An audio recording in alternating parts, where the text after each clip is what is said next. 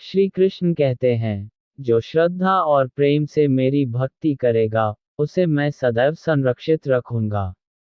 इसलिए, अपने मन और हृदय को पूर्णतया श्री कृष्ण की ओर लगाएं। श्री कृष्ण की गीता से हमें यह सिखाया जाता है कि हमें कर्म में आसक्ति छोड़नी चाहिए और निष्काम भाव से कर्म करना चाहिए। श्री कृष्ण के चरणों में आदर्शता और पवित्रता का आवास होता है, और जब हम उनकी सेवा करते हैं, तो हमें इस सत्य का अनुभव होता है। जब आप श्री कृष्ण की आराधना करते हैं, तो आपका मन प्रकाशमय और आत्मा संतुष्ट होती है। श्री कृष्ण के भजन गाने से हमें आध्यात्मिक संगीत का आनंद मिलता है और हमारी आत्मा को ऊर्जा मिलती है। श्री कृष्ण की आरती का पाठ करने से हमारे घर में शांति, समृद्धि और सुख की वातावरण बनी रहती है। श्री कृष्ण के द्वारा दिए गए ज्ञान का अनुसरण करें और अपने जीवन को सच्चे और पूर्णतावादी रूप में जीने का प्रयास करें। जब भगवान कृष्ण के साथ रहोगे, तो आत्मा की मुक्ति का अनुभव करोगे। श्री कृष्ण कहते हैं, जो मनुष्य मुझे अपने भाग्य का धन मानता है, मैं उसे संपूर्ण भोगों का सर्वोच्च आनंद दूंगा। श्री कृष्ण के भजन गाने से मन प्रसन्न होता है और आत्मा उत्साहित होती है। श्री कृष्ण की राधा के प्रेम की गाथा हमें प्रेम और आत्मीयता की महत्वपूर्ण शिक्षा देती है।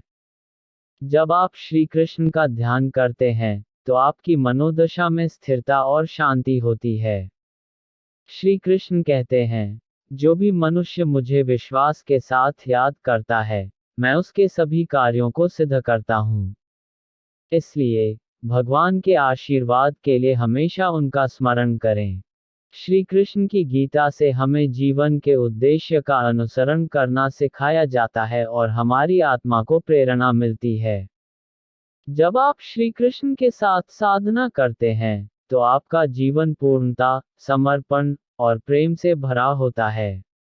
श्री कृष्ण कहते हैं, जब तुम मुझे पुनर्तः समर्पित होकर कार्य करोगे, तब तुम सच्ची आनंद और संतुष्टि का अनुभव करोगे।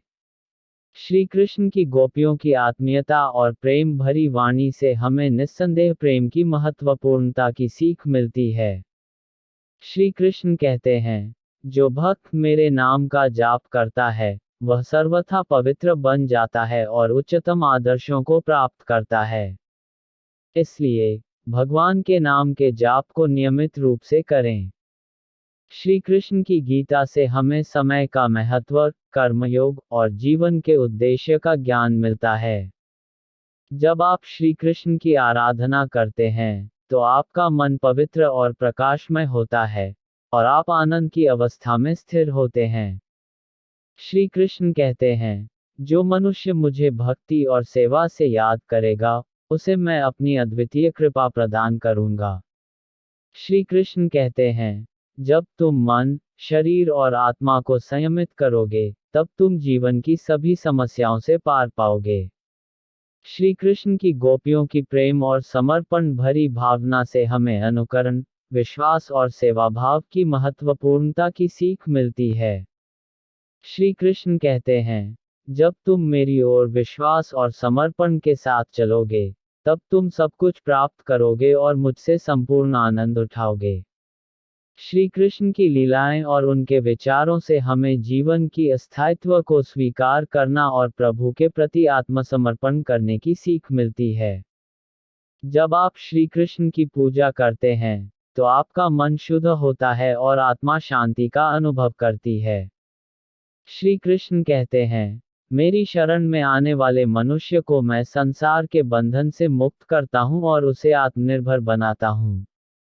श्री कृष्ण कहते हैं, जब तुम मुझे अपने मन में स्थापित करोगे, तब तुम मेरे बिना कुछ भी नहीं कर पाओगे।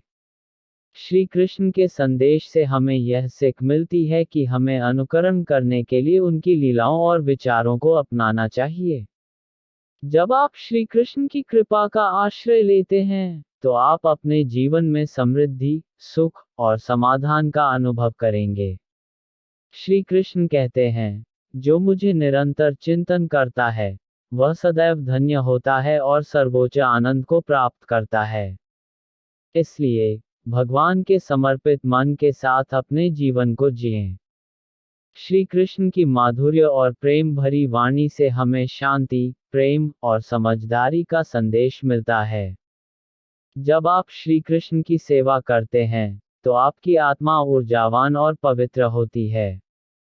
श्री कृष्ण कहते हैं, जो भी मनुष्य मुझे श्रद्धा और भक्ति से याद करेगा, मैं उसे सुख, शांति और संतोष प्रदान करूंगा। जब भगवान कृष्ण की कृपा और आशीर्वाद से प्राप्त होते हैं तो जीवन में सभी समस्याओं का समाधान होता है। श्री कृष्ण कहते हैं, मैं अपने भक्तों का सदैव कर्तव्यनिष्ठ मित्र हूँ, जो हमेशा उनके साथ रहता है और सहायता प्रदान करता है। श्री कृष्ण की शिक्षा से हमें सामरिक और आध्यात्मिक जीवन का संयोजन करने की अद्वितीय योग्यता मिलती है। जब आप श्री कृष्ण की आराधना करते हैं तो आपका मन प्रशांत होता है और आत्मा को आनंद मिलता है। श्री कृष्ण कहते हैं, जो मनुष्य मुझे सच्चे भाव से आराधना करेगा, उसे मैं अपने साथ संपूर्ण आनंद का अनुभव कराऊंगा। इसलिए अपने आत्मा को भगवान के प्रेम से जोड़ें। श्री कृष्ण की मधुर गोपिकाओं की प्रेम और वचन श्रवण की कथाओं से हमें आत्मीयता, समर्पण और विश्वास की महत्वपूर्ण सीख मिलती है। मनुष्य अपने विश्वास से निर्मित होता है।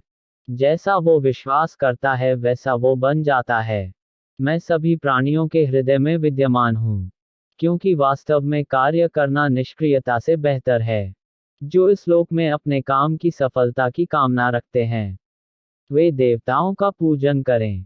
भगवान श्री कृष्ण जी ने गीता उपदेश में कहा है कि मनुष्य को केवल कर्म पर ही अपने ध्यान को केंद्रित रखना चाहिए, ना कि कर्म से प्राप्त होने वाले फल की लालसा या लोभ रखना चाहिए। यह लोभ मनुष्य को उसके कर्म से मन और ध्यान दोनों ही भंग कर देते हैं तथा मनुष्य को केवल और केवल असफलता प्राप्त होता है। यदि असफल होने से बचाना है तो सिर्फ कर्म करो, फल देना श्री कृष्ण के हाथ में है।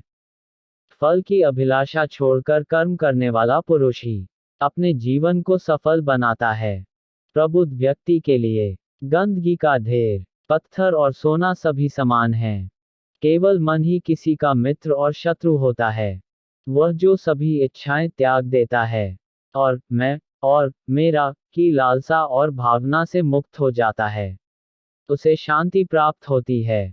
इस जीवन में ना कुछ खोता है ना व्यर्थ होता है। आत्मज्ञान की तलवार से काटकर अपने हृदय से अज्ञान के संदेह को अलग कर दो। अनुशासित रहो, उठो। नर्क के 3 द्वार हैं, वासना, क्रोध और लालच। इस कथन से यह समझा जा सकता है कि नरक अर्थात हमारे जीवन में आने वाले डर तथा निराशा केवल इन 3 नकारात्मक भावना से आता है। पहला वासना, जो कि हमारे जीवन में पारिवारिक तथा आर्थिक क्षति पहुंचता है। दूसरा क्रोध, जो कि हमारे अच्छे बने बनाए कामों को भी बिगाड़ देता है। और तीसरा लालच, जिसे बुरी भला भी कहा जाता है। नर्क के 3 द्वार हैं, वासना, क्रोध और लालच। सदैव संदेह करने वाले व्यक्ति के लिए प्रसन्नता ना इस लोक में है, ना ही कहीं और। कर्म मुझे बांधता नहीं, क्योंकि मुझे कर्म के प्रतिफल की कोई इच्छा नहीं। जब वे अपने कार्य में आनंद खोज लेते हैं, तब वे पूर्णता प्राप्त करते हैं। व्यक्ति जो चाहे बन सकता है, यदि वह विश्वास के साथ इच्छित वस्तु पर लगातार चिंतन करे। जो व्यक्ति अपने जीवन को समझदारी से जीता है, उसे से मृत्यु भी डर नहीं लगता। अगर आध्यात्मिक मार्ग पर चलने के लिए आपको कोई साथी नहीं मिलता है, तो अकेले ही चलिए। मोह में फंसकर अधर्म का प्रतिकार न करने के कारण ही महाभारत जैसे युद्ध से महान जनधन की हानि हुई। किसी के प्रति मन में क्रोध रखने की अपेक्षा उसे तत्काल प्रकट कर देना अधिक अच्छा है, जैसे पल भर में जल जाना देर तक सुलगने से अच्छा है। विजय की इच्छा रखने वाले शूरवीर अपने बल और पराक्रम से वैसा विजय प्राप्त नहीं करते, जैसा कि सत्य, सज्जनता, धर्म तथा उत्साह से प्राप्त करते हैं।